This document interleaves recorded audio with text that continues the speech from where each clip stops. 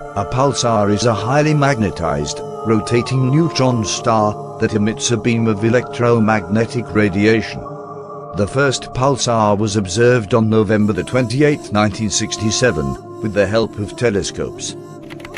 The name pulsar is derived from pulsating star. The definition of pulsate is, produce a regular, reoccurring throbbing sound. The word originates from the Latin word, plare, which means to beat.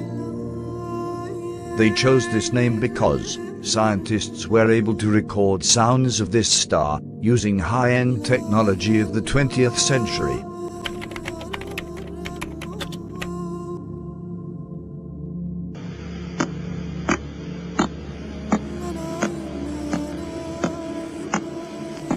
The most astounding fact is that this star was described 1400 years ago in the Quran. In the 86th chapter of the Holy Quran, Allah describes a star named Tariq. وَالسَّمَاءِ وَالطَّارِقِ وَمَا أَدْرَاكَ مَا الطَّارِقُ النَّجْمُ الثَّاقِبُ إِن كُلُّ نَفْسٍ لَمَّا عَلَيْهَا حَافِظٌ.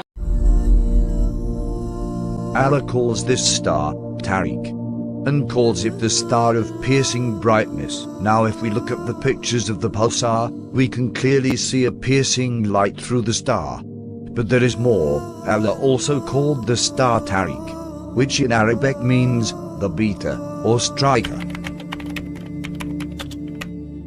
Tariq is derived from the Arabic verb taraka, which means to strike or to beat. It also refers to someone who comes in the middle of the night and knocks on the door. You heard how the pulsar sounded in the beginning of the video, which scientists were able to hear using high-end technology of the 21st century. You can clearly hear the sound, which sounds like someone is striking or knocking on something.